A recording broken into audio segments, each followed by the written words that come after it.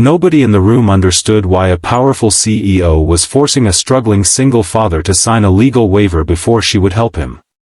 The man sat trembling in a leather chair, his young daughter holding tightly onto his hand. He thought the paper would protect the company from responsibility. What he didn't know was that one signature would completely change his life forever.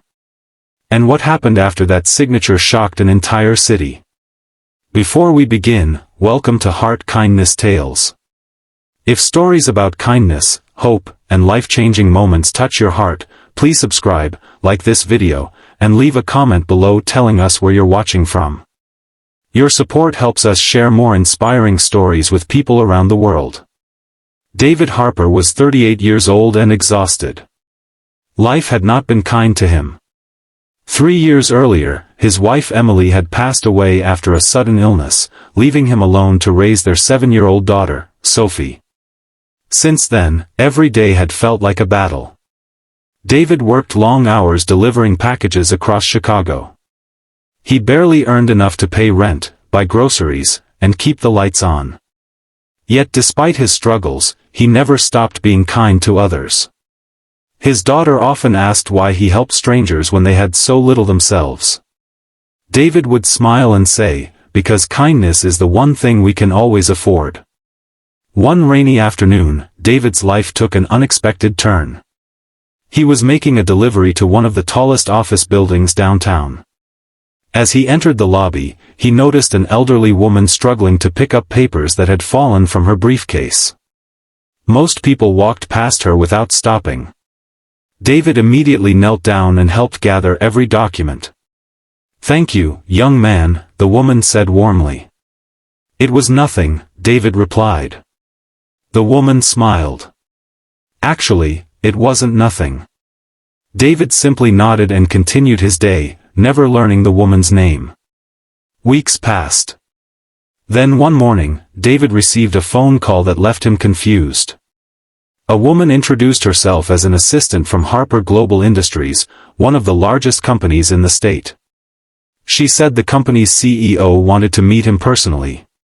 David assumed there had been some mistake. Why would a billionaire CEO want to see a package delivery driver? Still, curiosity led him to accept the invitation. The following Friday, he arrived at the company headquarters wearing his only suit. Sophie's school was closed that day, so she came along. Inside the executive office waited a woman named Victoria Reynolds. She was known throughout the country as a brilliant business leader and one of America's wealthiest entrepreneurs. As David entered, Victoria smiled gently. To his surprise, she looked familiar. Then he realized. She was the elderly woman from the lobby. The gray wig was gone. The glasses were gone. But it was definitely her. "You?" David asked in disbelief. Victoria laughed softly. "Yes. I wanted to see how people treated someone they thought was just an ordinary old woman." David shook his head. "You could have asked anyone for help." "I did," she replied. "Hundreds walked past me." Victoria then looked at Sophie. "And yet your father stopped." David felt embarrassed. It wasn't a big deal. Victoria's expression grew serious. "To me, it was." The meeting continued for nearly an hour. Victoria learned about David's struggles, his wife's passing, and his dedication to raising Sophie. She listened carefully without interrupting. When the conversation ended, Victoria handed him a folder. Inside was a legal waiver. David frowned. "What is this?" Victoria leaned back. "I need you to sign it." David looked confused. The document was filled with legal language. His hands began to shake. "What exactly am I agreeing to?" Victoria smiled. "Trust me." David hesitated. After losing so much in life, trusting people had become difficult. Yet something about Victoria felt sincere. After carefully reading what he could understand, he finally signed the document. The moment his pen left the paper, Victoria's eyes filled with tears. Then she stood up and walked around her desk. "Thank you, David." "For what?" he asked. Victoria took a deep breath. "Because now I know I made the right choice." She opened another folder. What she revealed left David speechless. Months earlier, doctors had diagnosed Victoria with a rare terminal illness. Despite her immense wealth, there was no cure. She had no husband. No children. No close relatives. For years she had searched for someone she could trust with everything she had built. Someone whose heart mattered more than their bank account. Someone who would use wealth to help others. Then she met David. The waiver he had signed wasn't protecting the company. It was confirming his willingness to accept responsibility as the beneficiary of her entire estate. David stared at her in shock. "There must be some mistake." "There isn't," Victoria replied. "I've spent years studying people. Character cannot be purchased. Compassion cannot be faked. I saw your character in 30 seconds. David looked down at the papers. The estate was worth hundreds of millions of dollars. His legs nearly gave out. "I can't take this." Victoria smiled. "That's exactly why you should." Over the next year, an unlikely friendship developed between them. Victoria became like a grandmother to Sophie. David visited often. They shared meals, conversations, and countless memories. Victoria taught him about leadership, generosity, and responsibility. David taught her something equally valuable. How to find joy in simple moments. When Victoria eventually passed away peacefully, the city mourned her loss. But her legacy had only begun. True to her wishes, David inherited everything. Many expected him to become another wealthy businessman focused on profits. Instead, he honored Victoria's values. He created scholarship programs for struggling students. He opened shelters for single parents. He funded medical treatments for families who couldn't afford care. Most importantly, he taught Sophie the lesson that changed both their lives. Years later, during the opening ceremony of a new community center, a reporter asked David how he had gone from a delivery driver to one of the nation's most respected philanthropists. David smiled and looked toward the sky. "It started with picking up papers for someone who needed help." The reporter laughed. "Surely it was more complicated than that." David shook his head.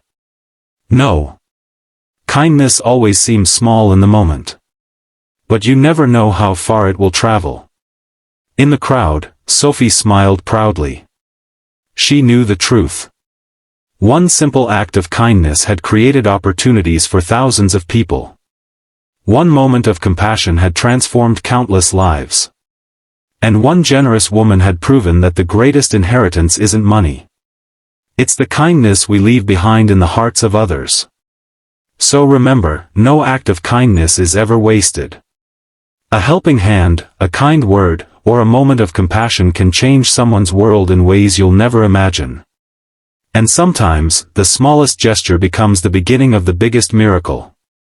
Until next time, keep spreading kindness wherever you go, because the world always needs more of it. 5 years had passed since Victoria Reynolds left her entire estate to David Harper. The scholarships, shelters, and community programs he created had changed thousands of lives across America. Newspapers called him the Kindness CEO. Television shows invited him to share his story. Yet David never forgot where he came from. Every morning, before going to his office, he still visited the small park where he used to take Sophie when they had almost nothing. One cold autumn afternoon, David was leaving a charity meeting when his assistant rushed into his office. "Mr. Harper, there's a woman downstairs asking to see you." David smiled politely. "Does she have an appointment?" "No," the assistant replied. "But she says Victoria Reynolds made her a promise 20 years ago." David froze. Victoria's name still touched his heart. "Send her in." A few moments later, a woman in her late 50s entered the office. Her coat was old and worn. Her eyes looked tired, as if life had been difficult for a very long time. "My name is Linda Carter," she said softly. David invited her to sit down. "What can I do for you, Linda?" Tears immediately filled her eyes. 20 years ago, I worked for Victoria." David listened carefully. Linda explained that she had once been a secretary at one of Victoria's first businesses. During a difficult financial crisis, Linda had stayed loyal when everyone else quit. Victoria never forgot it. Years later, Victoria promised that if Linda ever needed help, she could come to her. But before Linda gathered the courage to ask, Victoria became ill and eventually passed away. Linda lowered her head. "I know it sounds foolish, but I didn't know where else to go." David noticed her hands trembling. "What happened?" Linda sighed deeply. Her husband had died the previous year. Medical bills had consumed their savings. The bank had taken their home. She was now caring for her 16-year-old grandson, Ethan, after her daughter struggled with addiction. David's heart ached. The story reminded him of his own struggles years ago. Then Linda pulled a folded envelope from her purse. This was from Victoria. David carefully opened it. Inside was a handwritten letter. The letter had been written years earlier. Victoria's words were simple. "If Linda Carter ever comes seeking help, treat her as family. She once stood beside me when nobody else would."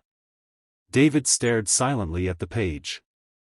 It felt as if Victoria was speaking directly to him. Linda quickly wiped away tears. "I didn't come expecting money. I only wanted to know if she remembered me."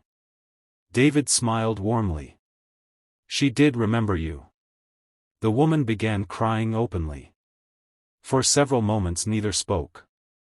Finally David stood. "I think it's time we honored her promise." Within weeks, David arranged housing for Linda and Ethan. He helped Ethan transfer to a better school and provided counseling support for the family.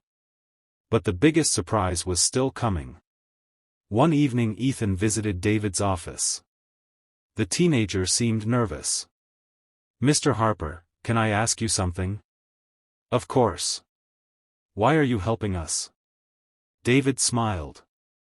"Because someone once helped me." Ethan looked confused. "You didn't know us." David walked to the large window overlooking the city. "Neither did Victoria when she helped me." The young man remained silent. David continued. "Kindness doesn't begin when people deserve it. Kindness begins when people need it." Those words stayed with Ethan forever. Over the next few years, Ethan worked harder than anyone expected. He earned excellent grades and eventually received a scholarship through one of David's programs. Years later, he graduated from medical school. At his graduation ceremony, Ethan searched through the crowd until he found David. After the ceremony ended, he walked over holding back tears. "I wouldn't be standing here without you." David smiled. "Actually, you would." Ethan shook his head. "No." Then he handed David a small framed photograph. Inside was a picture of Victoria Reynolds.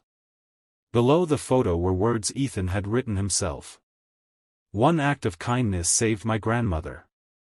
One act of kindness saved me. Now my life belongs to helping others." David felt his eyes fill with tears. At that moment he understood something important. Victoria's inheritance had never truly been about money. Her real inheritance was kindness.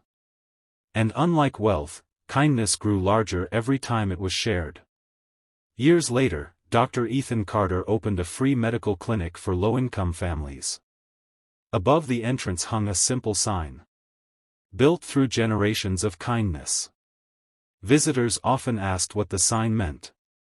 Ethan would smile and tell them a remarkable story about a CEO, a single father, and a promise that continued changing lives long after they were gone. And so Victoria's kindness continued spreading from one person to another, creating a chain of hope that reached people she would never meet. Because the truth is simple. A kind heart never truly leaves this world. Its love lives on through every life it touches. And sometimes, the greatest legacy isn't measured in dollars or buildings. It's measured in the people who choose to be kind because someone was first kind to them. That was Victoria's real gift.